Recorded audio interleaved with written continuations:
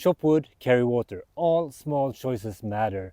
What you eat, what you consume, what you practice. This book is about falling in love with the process. Quote, "Greatness is not for the chosen few, but for the few that choose."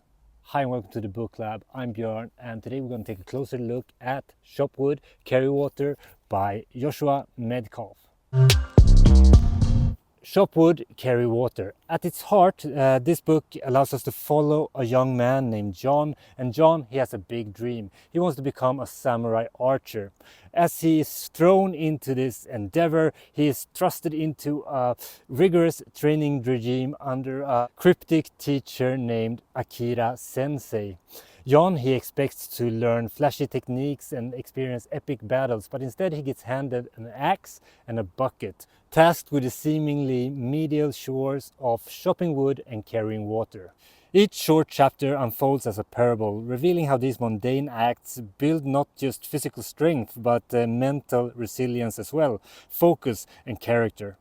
The story is presented through discourse between Akira Sensei and John. As he goes through his training, he struggles with different aspects of the life of the samurai, and it's all neatly packaged in short chapters with easy to understand key lessons, basically about self-discipline, mindfulness, why we need to practice, why we need to sweat the small stuff. The expression carry wood, chop wood, carry water comes from the tradition of Zen Buddhism. Quote, "Before enlightenment, chop wood, carry water. After enlightenment, chop wood, carry water."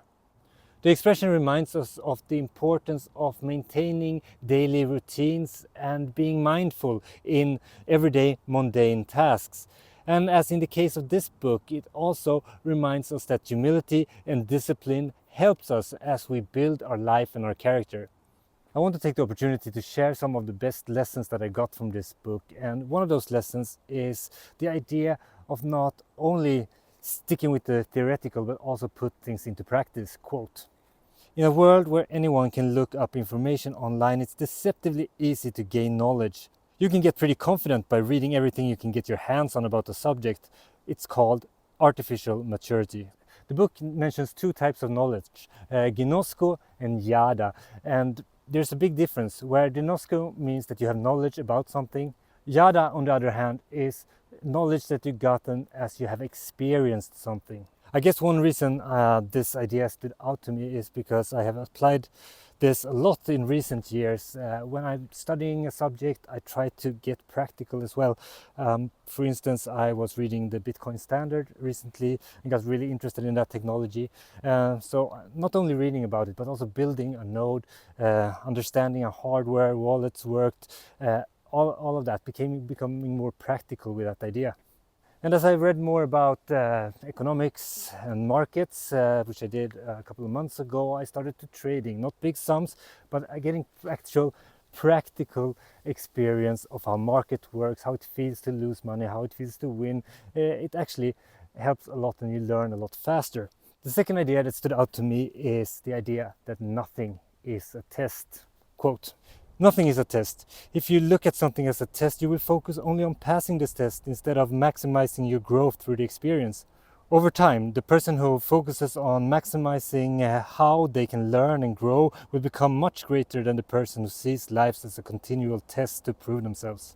I thought about this a lot recently since my son started to get tests in school and I saw him being nervous about it. And I think this is a great framing that I want to pass on to him. There's another powerful story in the book about a professional that is building houses and he's getting tired of his job and wants to start his new career.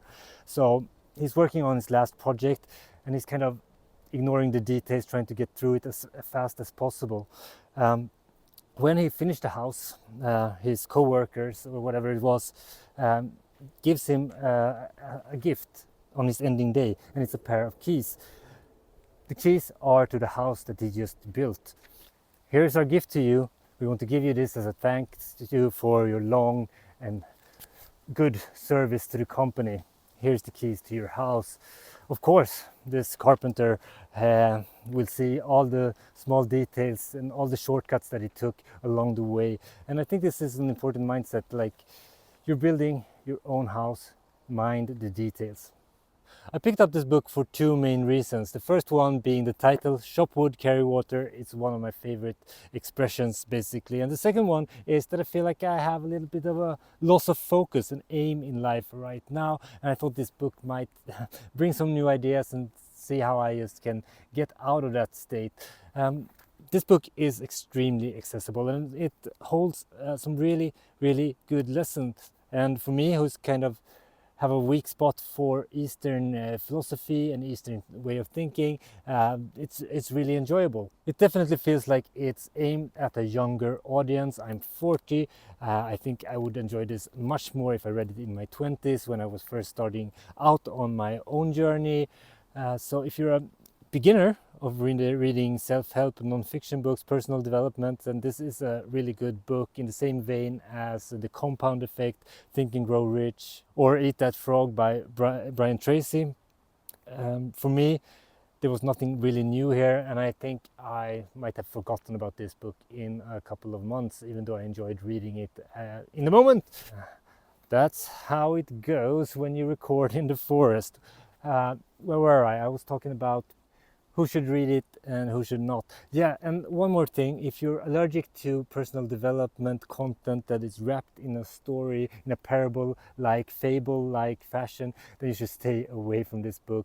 As a jaded 40-year-old non-fiction reader who has read all the personal development classics, well, there's not much new here, but for newer readers, definitely pick it up, especially if you struggle with the grind and having discipline and self-control. It will give you some inspiration and practical advice on how to move on. And I want to end with my favorite line from this book. Do not pretend that like you're gonna live twice. I'm here in the forest today recording because, well, I didn't have any privacy at home. There was electricians at home, so it's like that sometimes, but I still want to grind this through. I have more book reviews coming up, and the next one will probably be Knut Svanholm's book, Everything Divided by 21 Million. It's a libertarian book about the state of the economy, how to move forward, what new technologies can allow us to save during inflation. I really enjoyed the book. It's very philosophical. I'm gonna turn off the camera because I'm gonna fall otherwise. But thanks for tuning in. Let me know what you read in the comments, and if you have ever gotten any enjoyment out of the channel, then please like and give a thumbs up. It really helps me reach more people. Happy reading, everyone. Björn out.